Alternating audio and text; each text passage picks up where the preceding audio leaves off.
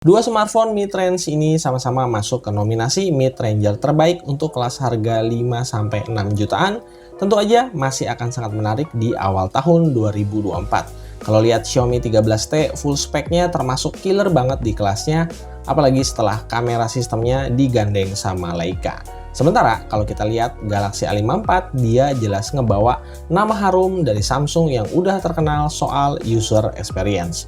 So, pilihan ada di tangan kalian karena jujur aja, keduanya sama-sama bagus, tapi biar nggak salah pilih sesuai kebutuhan, mari sama-sama kita bahas bareng Xiaomi 13T dan Galaxy A54 di awal tahun 2024 ini.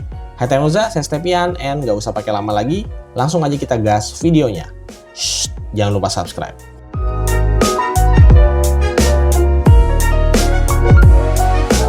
Ngomongin dua smartphone ini berasa ada banyak banget kesamaan. Samsung yang biasanya pede sama dukungan software update yang panjang, sekarang gapnya udah mulai bisa dikejar sama Xiaomi yang juga berani kasih jaminan software update 4+5 sama persis kayak di Samsung. Bedanya Galaxy A54 udah dapat One UI 6.0 dengan Android 14, sementara di Xiaomi 13T akan segera menyusul sekalian dengan update Xiaomi HyperOS-nya. Nah, ngomongin UI lagi-lagi selera, tapi kalau saya pribadi akan lebih condong nyaman di One UI-nya Samsung karena dia punya fitur-fitur produktivitas yang lebih ngena di pemakaian sehari-hari ala saya. Detailnya kayak gimana saya udah pernah bahas soal update dari One UI 6 di Galaxy A54. Monggo buat yang mau nonton, linknya udah saya kasih di bawah. Nah, kalau soal MIUI ya semuanya udah tahu lah ya, fiturnya emang ada seabrek-abrek. Walaupun mungkin nggak semua usernya ngeh dan make untuk kebutuhan sehari-hari. Di sisi hardware, Xiaomi 13T emang lebih mentereng. Sebut aja kapasitas RAM yang lebih gede, kecepatan charging yang lebih cepat, sampai IP rating yang di atas kertas lebih baik dari Galaxy A54. Tapi bukan berarti semua hardware di Galaxy A54 kalah. Di Galaxy A54 kita masih bisa nambahin external memory via hybrid slot. Terus dual stereo speaker di Galaxy A54 juga lebih oke. Outputnya lebih jernih, bassnya juga lebih berasa. Beralih ke sisi performa komputasi, kalau kita telan mentah-mentah spek di atas kertas, Xiaomi 13T emang kayaknya superior banget. Dimensity 8200 Ultra yang dibuat dan dicuning khusus buat Xiaomi, ukurannya udah 4 nanometer, sementara Exynos 1380 di Galaxy A54 masih 5 nanometer. Skor-skor benchmark di Xiaomi 13T juga nggak bohong. Antutu benchmark nyaris 1 juta dibandingin sama Galaxy A54 yang skornya bisa nyaris setengahnya. Sekali lagi kalau cuma baca spek ya begitulah adanya. Tapi kalau kita mulai masuk ke user experience, nah disinilah hebatnya software optimalisasi di One UI-nya Samsung. Dia emang nggak bikin performa Galaxy A54 jadi sebanding sama Xiaomi 13T. Tapi seenggaknya Samsung berhasil mengoptimalisasi sistemnya supaya peak performance, kestabilan, dan heat management di Galaxy A54 jadi lebih baik. Bisa dilihat performa di CPU throttling, walaupun untuk skor tertingginya bedanya cukup jauh, tapi untuk nilai rata-ratanya, kedua smartphone punya stability yang nggak beda jauh. Sama-sama nggak ada warna merah, dan sama-sama angkanya di atas 90%. Jadi nggak ada tuh masalah overheating. Usernya Galaxy A54 di awal-awal rilis tahu banget lah ya kalau HP ini overall performance-nya itu ngaco banget, ya jadi berasa kayak produk yang belum siap jual. Beda banget karakternya sama Xiaomi 13T yang begitu dirilis, performanya udah langsung terasa bagus sejak pertama kali di unboxing. Saya malah kepikiran dan berandai-andai, kalau aja Dimensity 8200 Ultra di handle-nya sama One UI, pasti hasilnya bakalan gokil banget. Sayangnya, cuma andai-andai. Ya sudahlah. Buat gaming report, intinya singkat aja ya. Kalau kalian gamers hardcore yang mutlak harus apa-apa pakai setting rata kanan demi ngejar FPS, ya udah paling bener pilihannya Xiaomi 13T. Tapi kalau sekedar buat main game mainstream dengan tujuan yang penting bisa nyaman, Galaxy A54 performanya juga udah semakin bagus, asalkan balik lagi dipakainya nggak boleh secara barbar. Kabar bagusnya lagi buat player Mobile Legends, sekarang opsi framerate super 90 fps-nya udah dibuka. Terus di PUBG Mobile sekarang juga udah bisa smooth extreme. Satu poin menarik yang mungkin banyak orang yang nggak tahu kalau di Galaxy A54 udah support bypass charging by software. Nah, seingat saya fitur ini tuh di awal rilisnya nggak ada, Tapi entah kenapa sekarang bisa ada dan beneran berfungsi, bukan cuma sekedar gimmick. Nah, di luar masalah gaming tadi, baterai kedua smartphone ini termasuk kategori cukup irit. Bisa standby up to 2 hari dalam sekali full charge, tapi kalau dipakai dengan intensitas rutin harian, Xiaomi 13T ini nafasnya lebih panjang daripada Galaxy A54. Efek dari fabrikasi chipset yang lebih modern tadi. Di pemakaian ala saya nih, selisih SOT keduanya tuh bisa sekitar 1 jaman dan ini menurut saya adalah hal yang wajar. Hari gini buat bikin foto atau video yang cakep nggak perlu lagi harus kudu mesti wajib pakai HP flagship. Soalnya HP-HP mid-ranger sekarang kameranya udah bagus kayak di kedua smartphone yang lagi kita bahas. Catatan buat Galaxy A54 setelah update perdana ke One UI 6, entah kenapa tone processingnya tuh sempat ngalamin yellowish yang cukup mengganggu terutama dengan objek kulit wajah manusia ya. Untungnya di patch bulan Januari masalah ini udah lumayan teratasi. Buat di kelasnya, kamera kedua smartphone ini sebenarnya udah sama-sama proper karena menggunakan sensor Sony IMX seri 700. Cuma kolaborasi dengan Leica kayaknya emang bikin kameranya Xiaomi 13T ini jadi level up. Pertama kita coba ambil sampel dulu dari foto outdoor. Dari sisi detail dan ketajaman Galaxy A54 sedikit ketinggalan dari Xiaomi 13T. Galaxy A54 emang punya karakter tone color yang cenderung lebih vibrant, bahkan kalau kita bandingin sama mode Leica Vibrant-nya Xiaomi 13T. Bisa dilihat tekstur awannya tuh lebih kelihatan dan warna langitnya jadi lebih biru daripada kondisi aslinya.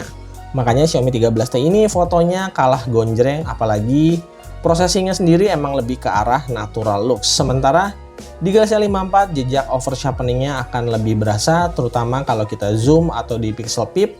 Di sini perbedaannya bakalan lebih kerasa lagi soal detail, ketajaman dan noise di Xiaomi 13T yang jauh lebih baik dibandingkan Galaxy A54. Contoh lainnya ada di foto ini nih. Kita bisa notice kalau warna hijau daun di Galaxy A54 jadi kelihatan lebih ngebold warnanya dibandingkan sama warna hijau daunnya di Xiaomi 13T. Yang jadi keunggulan di Xiaomi 13T selain kameranya yang tajam adalah kehadiran lensa tele 2x optical zoom. Nah, kalau di bagian ini no debat ya. Jelas Xiaomi 13T bakalan kasih hasil yang lebih baik buat dipakai ngambil foto mulai dari pembesaran 2x sampai ke 20x. Lanjut, biasanya untuk kamera ultrawide Samsung Galaxy A series bisa lebih superior dibandingkan kompetitor dari brand Tiongkok. Biasanya mereka tuh cuma ngandelin kamera ultrawide 8 megapiksel aja. Nah, Xiaomi 13T ini bisa jadi lain cerita karena justru punya resolusi yang lebih gede daripada Galaxy A54. Makanya hasil kameranya bisa bersaing. Kalau kita lakukan pixel peep di masing-masing foto, bisa dilihat nih hasilnya Xiaomi 13T jauh lebih tajam daripada Galaxy A54 yang pakai setup 12 megapiksel. Sementara untuk sampel foto-foto lainnya di kondisi indoor, hasilnya justru sedikit beda sama di outdoor. Coba deh, lihat hasil kameranya Galaxy A54. Sekarang saturasi dan kontrasnya justru ada di bawah Xiaomi 13T yang punya tone color lebih kelihatan vibrant dan lebih mendekati keadaan lighting yang sebenarnya di dalam mall. Kenapa bisa begini? Mungkin aja ini optimalisasi softwarenya aja. Soalnya Galaxy A54 baru aja naik update ke Android 14. Sisanya di kamera selfie, saya nggak ada komplain buat keduanya karena menurut saya udah sama-sama bagus dan Betty alias beda tipis. Oke, terakhir untuk di low light kembali saya prefer akan lebih pilih kameranya Xiaomi 13T. Alasannya kurang lebih masih sama. Pertama, performa night mode-nya bisa lebih tajam dengan noise yang lebih minim. Terus dia punya komposisi antara exposure, shadow, dan highlight juga bisa lebih balance dan lebih konsisten. Makanya hasil foto-foto malamnya tuh terang, tapi dengan nuansa malam yang natural. Sementara di night mode-nya Galaxy A54 punya kecenderungan lebih agresif buat ngeboost foto-foto dengan menaikkan komposisi, highlight, dan brightness. Hasil fotonya emang lebih terang dari Xiaomi 13T, tapi tentunya dengan efek samping noise yang bakalan lebih agresif juga.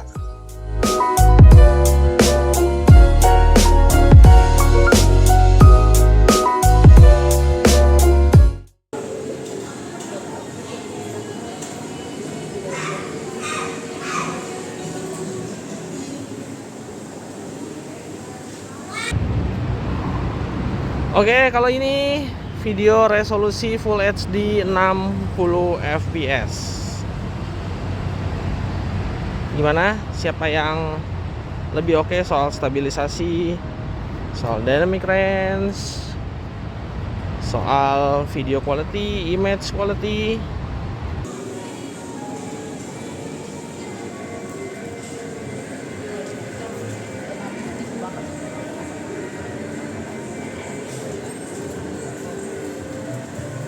Oke, ini dia video di kondisi malam hari ya, 4K 30 fps Xiaomi 13T dan Samsung Galaxy A54.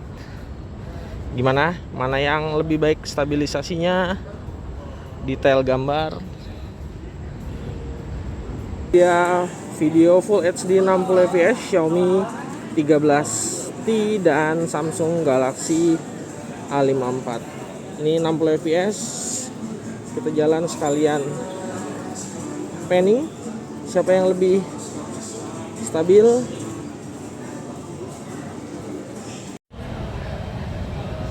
Oke, untuk video kamera depan ini jelas Samsung punya kelebihan ya. Samsung bisa 4K 30 fps, kalau di Xiaomi 13T ya dia cuma mentok Full HD 30 fps aja. Coba kita ajak jalan bakalan kayak gimana. Nah, ini kira-kira untuk stabilisasinya kurang lebih kayak gini. Terakhir, untuk faktor lain bisa dibilang kedua smartphone ini ya BT alias beda-beda tipis. Buat yang prefer ukuran compact, Galaxy A54 punya ukuran layar yang lebih kecil, walaupun sayangnya harus maklum sedikit sektor estetikanya, efek bezel dagu yang masih tebal. Sementara buat yang suka layar gede, Xiaomi 13T bakalan lebih terasa puas buat dipakai main game atau entertainment. Apalagi resolusi dan kecerahan layarnya lebih tinggi. Kalau soal desain ya itu mas selera aja. Cuma kalau saya pilihnya Xiaomi 13T yang warna biru, soalnya dia pakai bahan ala vegan leather. Jadi lebih berasa premium. Oke, kesimpulannya dari dua smartphone ini supaya bisa lebih pas sama kebutuhan teman-teman. Kalau dari apa yang selama ini saya dapetin, buat gaming centric Xiaomi 13T akan lebih baik efek dari chipset dan layar yang lebih oke. Sementara untuk produktivitas dan simplicity, Galaxy A54 akan terasa lebih baik lewat One UI-nya. Kalau selera saya di kamera ya akan lebih condong ke Xiaomi 13T dengan sedikit konsekuensi di software kamera akan lebih baik di Galaxy A54. Untuk daya tahan baterai non-gaming mungkin gapnya nggak akan jadi isu. Tapi kalau kita bicarain urusan ngecharge, jelas Galaxy A54 bakalan ngerepotin buat aktivitas orang-orang yang pengennya apa-apa serba cepat. Sisanya dikembalikan ke selera masing-masing. Sebagai penutup, karena saya harus lepas salah satu dari kedua smartphone ini, maka yang akan saya lepas atau saya jual adalah ya Galaxy A54. Pertama, umurnya udah mau masuk 1 tahun. Dan yang kedua, saya tuh masih penasaran sama Xiaomi HyperOS di Xiaomi 13T nanti. Oke, sekian video kali ini. Like dan subscribe channel ini kalau dirasa bermanfaat. Kita ketemu lagi di video-video selanjutnya. Adios and permios. Step out. Yo.